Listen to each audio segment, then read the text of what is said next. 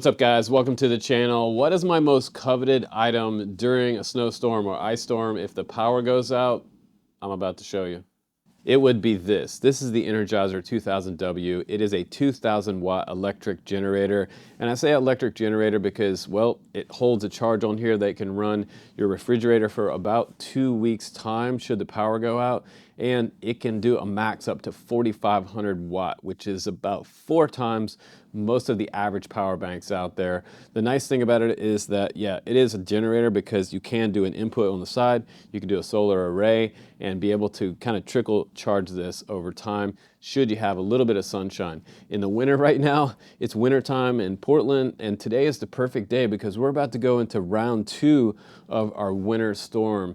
We've had snow the last couple days, and some people haven't had power since Saturday in the Portland area. We've had up to about 150,000 customers in PGE have power issues and power outages in the neighborhood. Over here where we're at, we've had spotty coverage. A lot of our friends don't have electricity right now. We invited some people over to stay with us, but you know, everyone is right now kind of sleeping by their fireplaces and trying to keep warm with a little bit of firewood and small space heaters like the Mr. Buddy. Some of you guys have probably seen that one before. It's a little tiny space heater that you can get.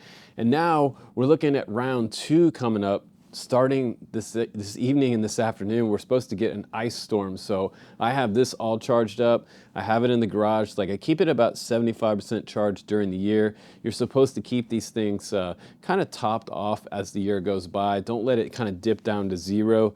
If you own one of these, or if you've never owned one, just break it out and charge it every once in a while. This charger right here is the charger that came with it. And you know, before I get too far into this, this was about $2,000 for this particular model. I think since I did this review about a year ago now, it's dropped to, I think, about $1,500, but this is 4 times the generator than I have had in the past. The other ones were 1,000 watt, and you've probably seen some power bank reviews on this channel before. Like, I was able to make a pot of coffee. And that was my biggest goal, is to be able to be out on the road in the van and make a pot of coffee. But with this type of thing, this is more like a survivalist type of thing that you need to have just right here at the house, because when the power goes out, and case in point here in Portland right now, I've had friends who haven't had power since Saturday. 6 different AC plugs on the front of it. It also has a touch screen on the front, so you can change things. You can turn the AC off and on. You can turn the DC off and on. It has USB standard, and it also has USB-C ports in there for all your devices. So for our kids, we have 4 kids and we have to keep them entertained. Usually we just have to charge their iPads. That's usually no big deal. If the power does go out, we can do that with this. But again, if we need internet, I would suggest something like Starlink, and also maybe using something like Hotspot on your phone. You can connect your TV to that. You can run your flat screen TV on this as well. And you know, you can also plug in a surge protector in here and have even more outlets than the 6 provided on the front here. So up to 2,000 watt, definitely gonna run your flat screen TV for hours and hours and hours and days if you need to. So that's kind of nice to be able to have a little bit of entertainment during such a big storm. But this week we've also had people in Portland area using gas generators.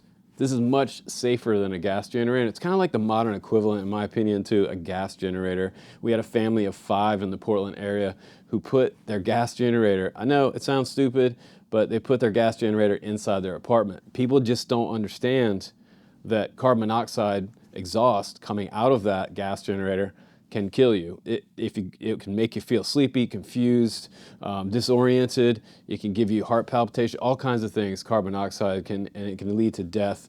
But they were lucky and they survived. A neighbor smelled something kind of strange and went over to check on the neighbor, and the neighbor was literally collapsed on the stairs.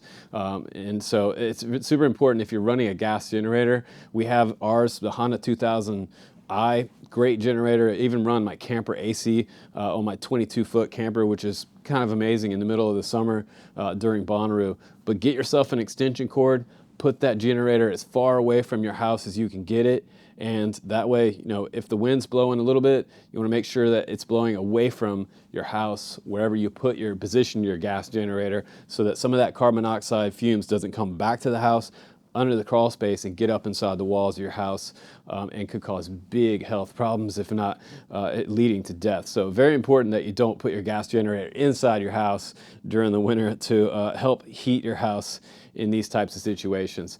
So round 2 is coming up, and we are a little bit nervous about that. So we have everything is all charged, and this guy right here is completely charged and ready to go for the ice storm coming up. So I just wanted you guys to see this. It's been about a year since I did this review, and again, I've taken it on tons of camping trips with the van. It has some kind of hanger rash on here now, what we call hanger rash in the airplane world. It's pretty durable, but it does weigh 80 pounds. So my biggest goal with this is to make a little bit of a dolly or something so I could kind of just wheel it around the garage. That's what I would recommend doing, and don't pick it up very often because I did have a back problem with mine.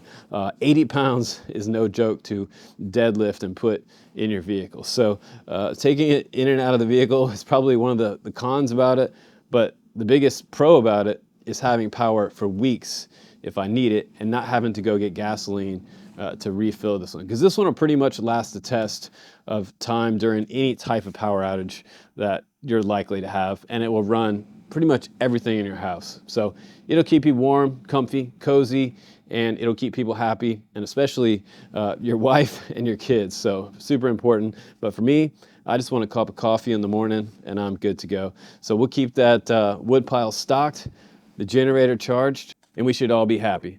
But I appreciate you for watching this review. Again, this is kind of a recap review. You can check out the link down below to the Energizer 2000W. This thing is a beast.